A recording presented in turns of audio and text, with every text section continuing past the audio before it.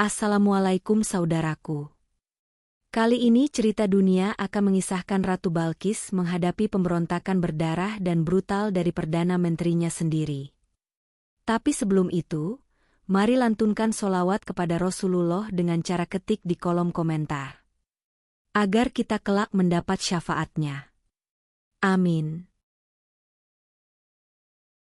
Kabut pagi belum surut dari pelataran Istana Marib ketika langit tampak muram, meskipun matahari perlahan naik dari balik pegunungan. Udara membawa aroma tanah basah dan rempah yang menggantung di antara pilar-pilar marmer. Istana Ratu Balqis, megah dan diselimuti keheningan, menyimpan sesuatu yang tak kasat mata, kecemasan yang mengendap seperti racun dalam air suci. Dari singgasananya yang terbuat dari batu giok dan emas yang dibakar cahaya, sang ratu menatap keluar jendela tinggi, ke arah taman yang diam-diam membusuk. Sekali waktu, tempat itu penuh dengan nyanyian burung dan kelopak mawar yang jatuh seperti berkah dari langit. Kini, hanya suara angin yang menyeret dedaunan kering menyusuri jalan setapak, seolah ada sesuatu yang tengah mengendap perlahan menuju jantung kekuasaan. Ratu Balqis tahu. Ia tahu sejak beberapa bulan lalu, ketika surat-surat dari ujung-ujung kerajaannya mulai hilang atau terlambat. Ketika pengawal-pengawal seniornya mulai menghilang satu persatu, digantikan wajah-wajah baru yang terlalu tenang untuk dianggap setia. Dan yang paling ia rasakan, dinginnya sikap Perdana Menteri Adham, yang dulu begitu patuh, kini bicara lewat tatapan kosong dan langkah penuh rencana.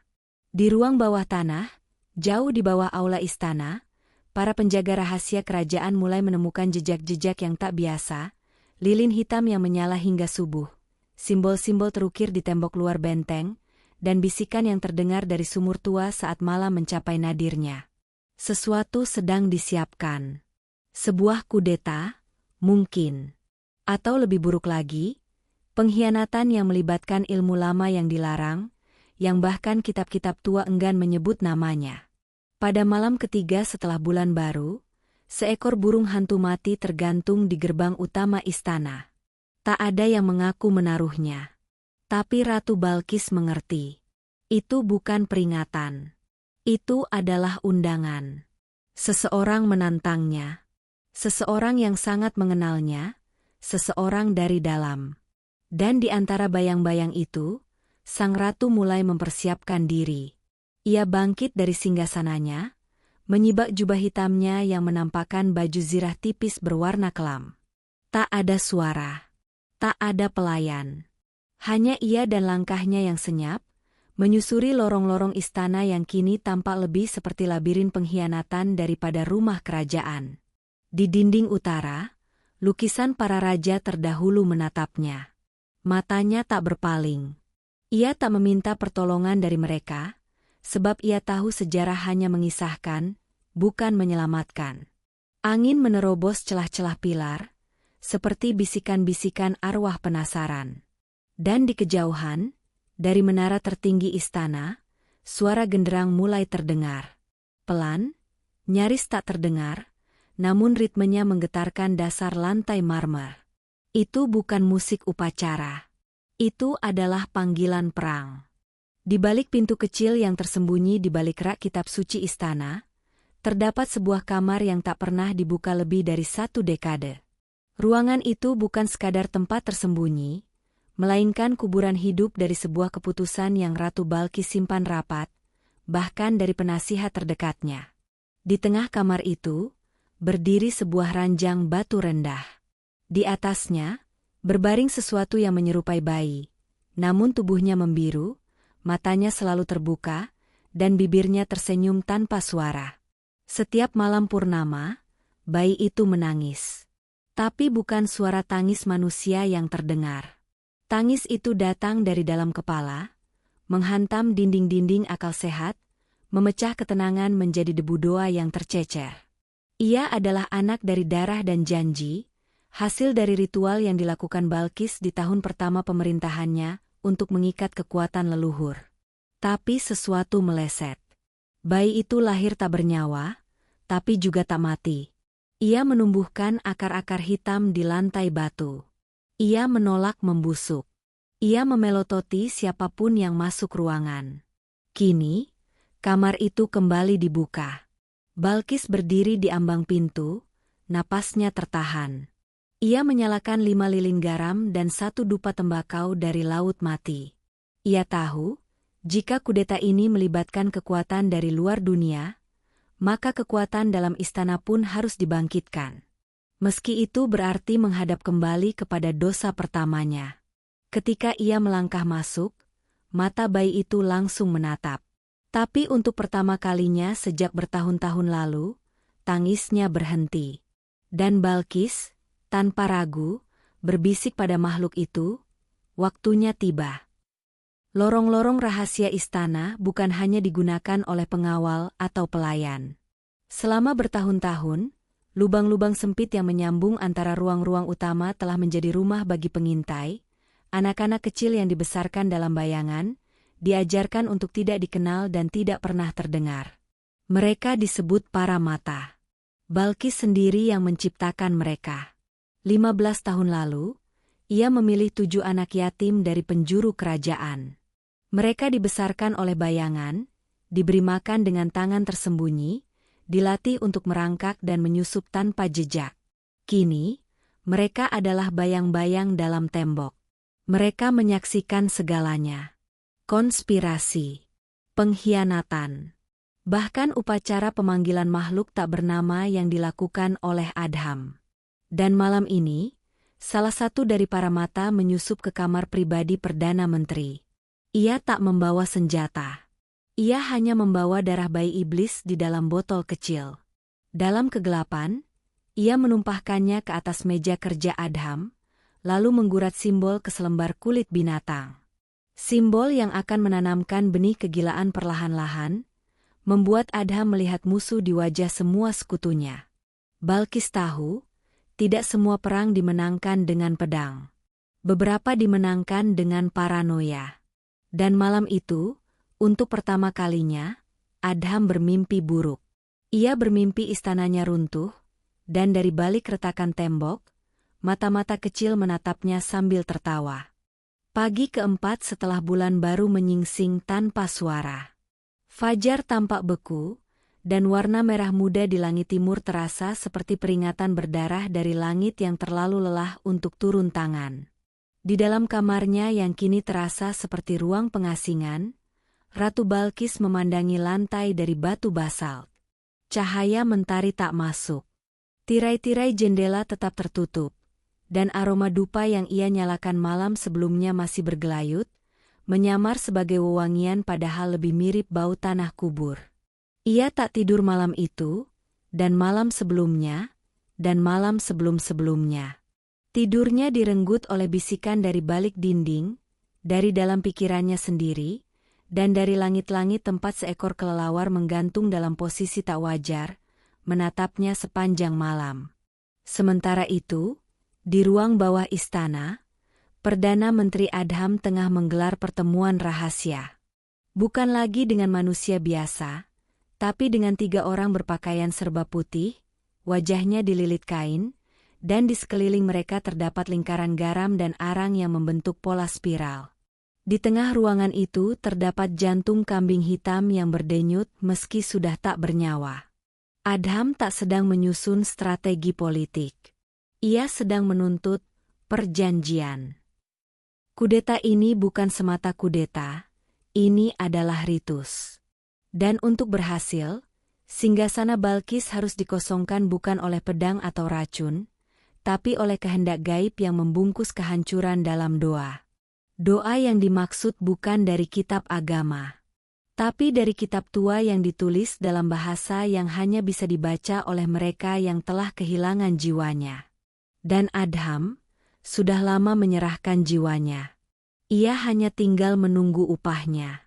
Sementara itu, Balkis mempersiapkan langkah terakhir. Ia tidak akan menghindar. Tidak akan bersembunyi di balik kekuatan suci atau mantra kuno saja.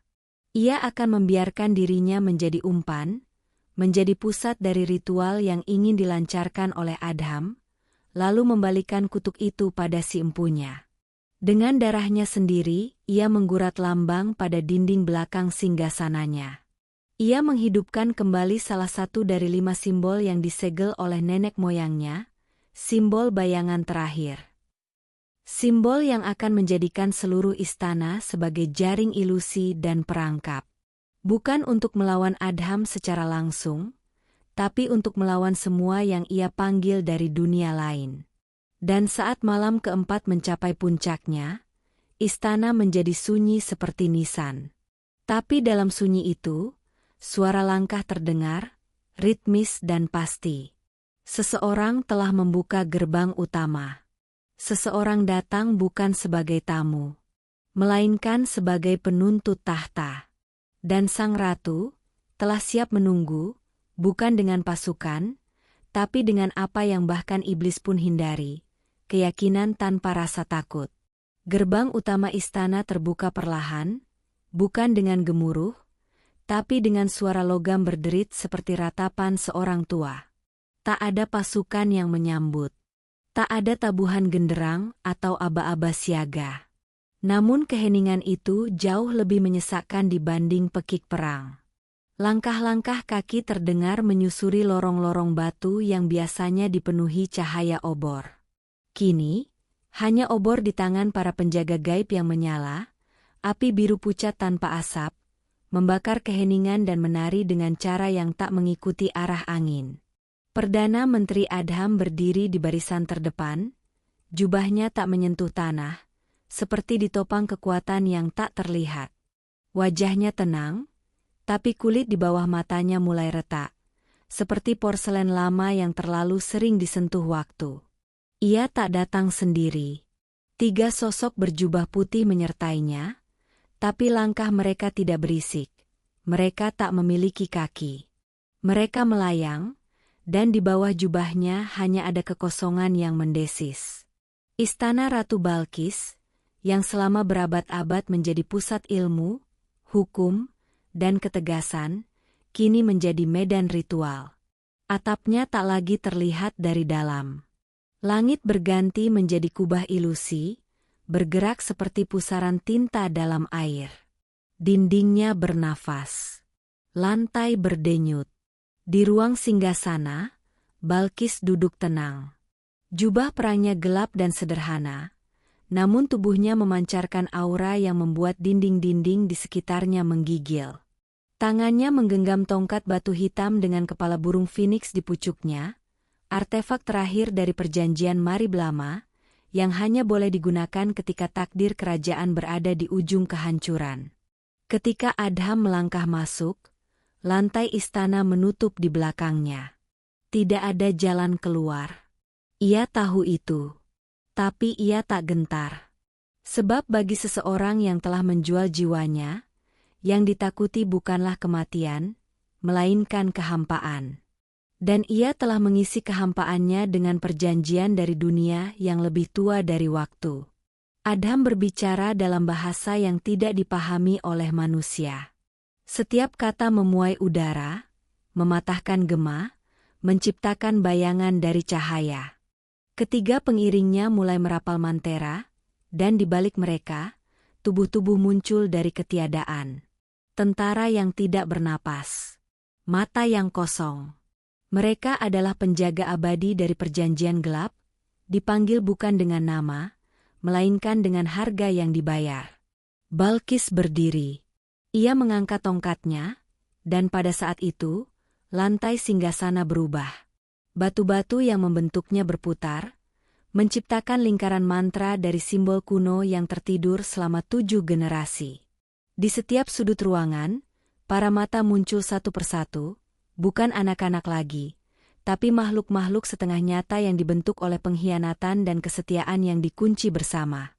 Mereka menyerang bukan dengan senjata, tapi dengan mimpi buruk. Mereka merobek realitas di sekeliling Adham, memaksanya melihat semua kemungkinan masa depan yang telah ia pilih untuk ditinggalkan. Kerajaan yang makmur, kedamaian, cinta. Semua itu runtuh dalam satu kedipan mata. Tapi Adham tertawa. Dari dalam tubuhnya, sesuatu keluar. Bukan darah. Bukan roh. tapi bagian dari entitas yang hidup dalam kegelapan perjanjian. Ia tak lagi manusia. Ia adalah bejana. Dan tubuhnya mulai membesar, tulangnya retak satu persatu, lalu menyatu kembali dalam bentuk yang lebih tinggi, lebih mengerikan, lebih haus. Balkis tidak mundur. Ia memukul tongkatnya ke lantai, memecah ilusi, dan menggiring seluruh kekuatan istana ke satu titik, pusat singgasana. Pertempuran itu bukan tentang siapa yang lebih kuat, tapi siapa yang lebih siap menanggung akibat. Dan dalam pusaran cahaya, darah, dan suara yang tak dapat dijelaskan oleh bahasa manapun, mereka bertarung. Ketika langit di atas Marib berubah menjadi perut malam yang terbalik, penuh bintang-bintang mati dan warna-warna yang tak dikenal manusia, di dalam istana, waktu berhenti berdetak. Sang ratu dan sang pengkhianat berdiri dalam lingkaran mantra yang tak terlihat. Di sekeliling mereka, udara menebal, seolah setiap napas yang ditarik akan membawa serpihan mimpi buruk masuk ke paru-paru. Tidak ada pengawal. Tidak ada penasihat. Hanya dua kehendak yang menolak tunduk. Namun, sebelum kekuatan benar-benar dilepaskan, mereka harus diadili. Bukan oleh manusia, bukan oleh sejarah, melainkan oleh kekuatan tak bernama yang selama ini tidur di bawah lantai kerajaan. Pengadilan itu tidak membutuhkan hakim atau jaksa. Ia hanya membutuhkan keheningan mutlak dan satu tetes darah dari masing-masing pihak. Ratu Balkis menusukkan jarinya pada paku batu dari makam leluhur. Adham menggigit lidahnya hingga pecah. Darah keduanya jatuh bersamaan ke tanah, dan bumi pun membuka mata. Dari celah-celah marmer muncul bayangan-bayangan. Mereka tidak memiliki wajah, namun setiap siluet membawa ingatan dan rasa bersalah yang tak pernah disuarakan. Mereka adalah sisa-sisa keputusan, kegagalan, dan kebohongan yang tak tercatat. Mereka datang bukan untuk menyalahkan, tapi untuk mengungkap. Satu demi satu, kenangan dilempar ke tengah lingkaran. Balkis melihat dirinya mengorbankan 3 desa demi menutup gerbang neraka di bawah sumur kuno. Ia melihat wajah-wajah rakyatnya, tua, muda, bayi, yang terbakar oleh keputusannya.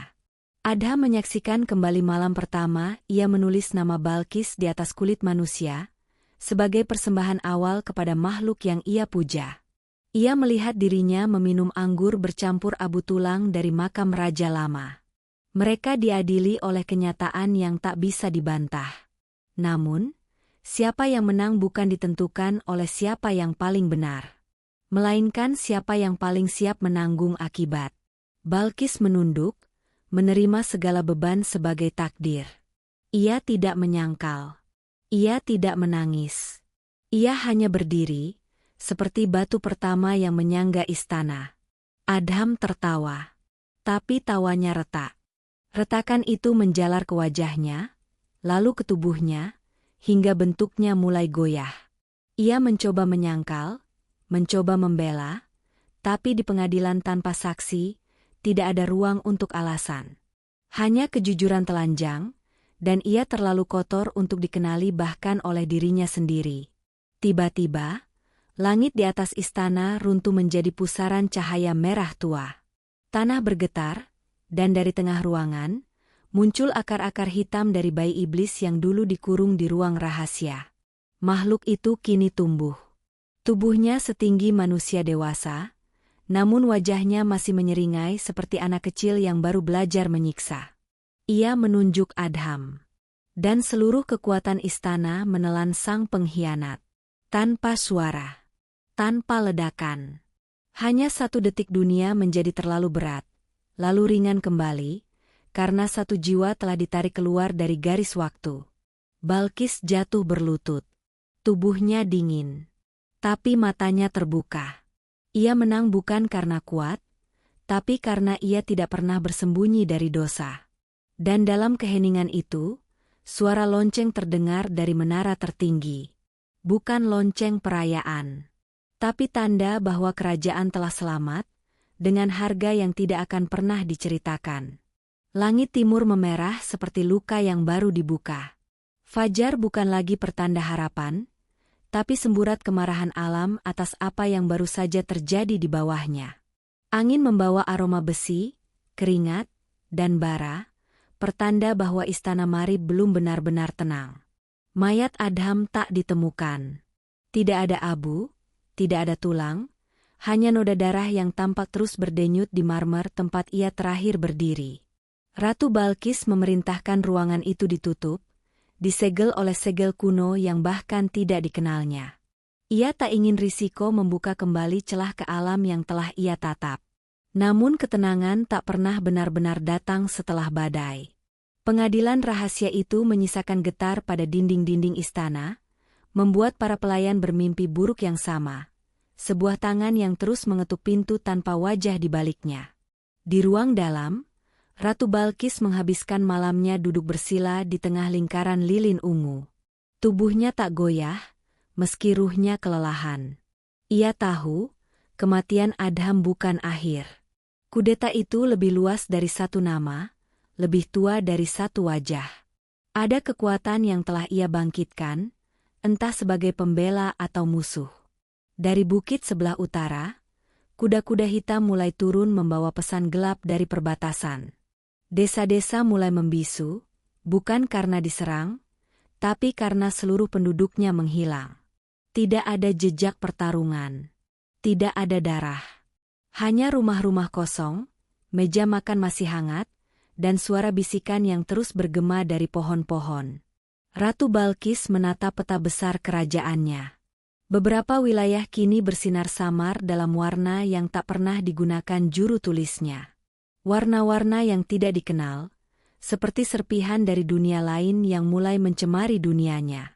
Ia tahu, perang berikutnya bukan soal pedang dan siasat, tapi tentang batas antara dunia ini dan dunia yang lain. Dan ia harus melangkah ke ambang itu sendiri. Udara di Marib menjadi terlalu sunyi, seolah seluruh kerajaan menahan napasnya. Tak ada gemerincing alat dapur, tak ada jeritan anak-anak bermain di pekarangan, bahkan suara burung-burung menghilang dari langit. Sesuatu telah terbuka, dan dunia merasa ngeri olehnya. Ratu Balkis berdiri di depan gerbang timur istana, yang telah disegel selama ratusan tahun. Gerbang itu bukan pintu biasa. Di baliknya bukan jalan keluar, melainkan pintu menuju ruang waktu yang berlipat, ke tempat roh dan keinginan saling bertarung dalam bentuk-bentuk yang tak bisa diterjemahkan oleh nalar. Segel-segel di atas gerbang itu kini bersinar dalam pola yang berubah setiap detik. Beberapa pelayan telah buta hanya karena mencoba memahami bentuknya. Tapi Balkis melihatnya jelas. Seakan tulisan itu berbicara langsung dalam darahnya. Ia tahu, perang tak bisa ditunda. Entitas yang selama ini diam dalam bayangan kini ingin tahta itu, bukan untuk memerintah, tapi untuk membatalkan sejarah. Malam itu, Balkis sendiri yang membuka gerbang itu. Dan cahaya biru pekat meledak dari celahnya, menelan segalanya. Kerajaan menjerit. Tapi sang ratu tidak. Ia melangkah masuk. Dan dunia berubah selamanya. Saat gerbang tertutup di belakangnya, Ratu Balkis berada di tempat yang tak memiliki arah, tak memiliki waktu. Langit di atasnya berbentuk kubah cair, memantulkan bayangan yang tidak pernah nyata. Tanah di bawahnya terasa seperti jantung yang berdetak perlahan, seolah ia berdiri di atas makhluk raksasa yang sedang tidur. Di tengah kehampaan itu, berdiri sebuah cermin raksasa, tingginya 2 kali tinggi manusia. Bingkainya terbuat dari tulang yang membatu dan ukiran mantra dalam bahasa yang bahkan angin enggan membisikkan. Cermin itu tidak memantulkan sosoknya. Sebaliknya, ia menunjukkan dunia seperti yang bisa terjadi. Dunia di mana Balkis gagal. Dunia di mana Adham menang dan mengubah Marib menjadi altar raksasa bagi kegelapan. Dalam bayangan itu, istana berdarah. Langit merah. Sungai berubah hitam. Warga yang dahulu memuja kini menjadi mayat berjalan, memuja sesuatu yang bukan berasal dari bumi. Balkis melihat dirinya dikurung dalam kurungan api, menangis tanpa suara. Ia melihat keturunannya diburu oleh arwah pendendam. Ia melihat namanya dilupakan, dihapus dari batu dan kitab. Cermin itu bukan ramalan. Ia adalah kemungkinan yang terus tumbuh jika ia lengah. Dari balik cermin, muncul sosok samar. Tinggi, berjubah hitam, dengan wajah seperti topeng retak. Sosok itu tidak menyerang. Ia hanya berdiri, memantulkan gerak-gerik Balkis, namun dengan jeda yang tak wajar, seolah mencoba menghafal bagaimana menjadi dirinya. Sosok itu adalah kemungkinan bahwa sang ratu bisa digantikan, bahwa kehendak dan darahnya bisa disalin. Cermin pun mulai retak. Retakannya menyebar seperti akar yang mencari mangsa. Dan dari tiap retakan, muncullah mata kecil, ribuan jumlahnya, yang memandang Balkis tanpa berkedip. Mereka melihat bukan tubuhnya, tapi isi batinnya. Ragu, marah, lelah. Semua terlihat. Tapi satu hal yang tidak mereka temukan, penyesalan. Balkis mengangkat tangannya, dan dari ujung jarinya tumbuh cahaya. Bukan sihir, bukan ilmu, tapi tekad yang telah dibaptis oleh darah dan kesunyian. Cahaya itu tidak terang, tapi cukup untuk membuat mata-mata itu memejam. Sosok dalam cermin mulai menyusut, tercekik oleh pantulan keberanian yang tidak bisa ditiru. Dengan satu langkah, Balkis menyentuh cermin. Dan seluruh ruang runtuh. Ia jatuh, tidak ke tanah, tapi ke dalam dirinya sendiri. Ke lubuk terdalam di mana ia mengubur masa lalu, ketakutan, dan cinta pertamanya yang mati karena ambisi. Ia menyentuh bagian terdalam dari jiwanya, dan menyatu dengan kekuatan yang selama ini hanya berani ia sapa dalam doa tanpa nama. Ketika ia membuka mata kembali, ia telah berada di aula tahta. Namun dunia telah berubah. Udara lebih berat. Cahaya lebih pucat. Dan di belakang bayangannya sendiri, sesuatu kini mengikuti. Sesuatu yang dibawa dari balik gerbang. Sesuatu yang akan membantu atau menghancurkan. Dan waktu untuk memilih hampir habis. Tak ada suara ketika cahaya biru dari gerbang memudar, hanya desiran halus seperti napas terakhir dari dunia yang hampir musnah. Balkis berdiri di ambang antara dua realitas, wajahnya dilumuri debu cahaya dan luka yang tak terlihat. Tapi matanya masih menyala. Di hadapannya, bayangan terakhir dari kegelapan mencoba mencengkeram, namun kini tangan-tangan itu gemetar. Ia telah membawa sesuatu yang mereka tak punya. Keberanian untuk tidak menyerah pada kekelaman, bahkan saat seluruh alam membisikkan keputusasaan. Di balik lorong waktu yang melengkung dan melipat, Balkis menemukan pusat dari kekuatan lama itu, sebuah jiwa yang dulu terikat demi menjaga keseimbangan, namun dikhianati oleh manusia tamak. Ia menyentuhnya bukan dengan mantra atau pedang, tapi dengan doa yang telah dilupakan zaman. Doa yang menyebutkan bahwa tahta bukan hak, tapi pengabdian. Langit retak dengan cahaya emas. Bukannya meledak, gerbang itu meleleh menjadi bunga-bunga cahaya, menyebar ke seluruh kerajaan. Rumah-rumah yang membisu mulai bernyanyi kembali. Pohon-pohon yang mati berbunga dalam sekejap. Sungai-sungai mengalir dengan kehangatan yang membasuh luka ratusan tahun. Dan Balkis kembali. Ia melangkah keluar gerbang timur, tidak sebagai ratu yang terluka, tapi sebagai penjaga baru antara dua dunia. Mahkotanya tak berubah bentuk, namun kini beratnya mengandung janji. Bukan hanya pada rakyatnya, tapi juga pada roh-roh yang telah menunggunya kembali. Istana Marib bersinar. Bukan dari emas atau batu giok, tapi dari cahaya yang dipantulkan oleh hati rakyatnya. Mereka datang dari segala penjuru, membawa bunga, air, dan pelukan. Mereka tidak tahu apa yang telah terjadi di balik gerbang itu. Mereka hanya tahu bahwa ratu mereka telah kembali, dan bahwa mereka masih hidup karena pilihan-pilihannya. Balkis tidak bicara banyak. Ia hanya berdiri di atas balkon istana, memandang langit yang kini kembali biru. Di sampingnya, seekor burung hantu putih bertengger, matanya jernih, bukan lagi pertanda maut, tapi penjaga malam yang damai. Dunia tidak sempurna. Tapi untuk pertama kalinya dalam waktu yang sangat lama, ia bisa bernapas tanpa rasa takut. Dan di hatinya, mahkota yang sesungguhnya bukanlah logam atau permata, melainkan keberanian untuk melindungi cahaya, bahkan dari dalam kegelapan paling pekat. Ratu Balkis tersenyum.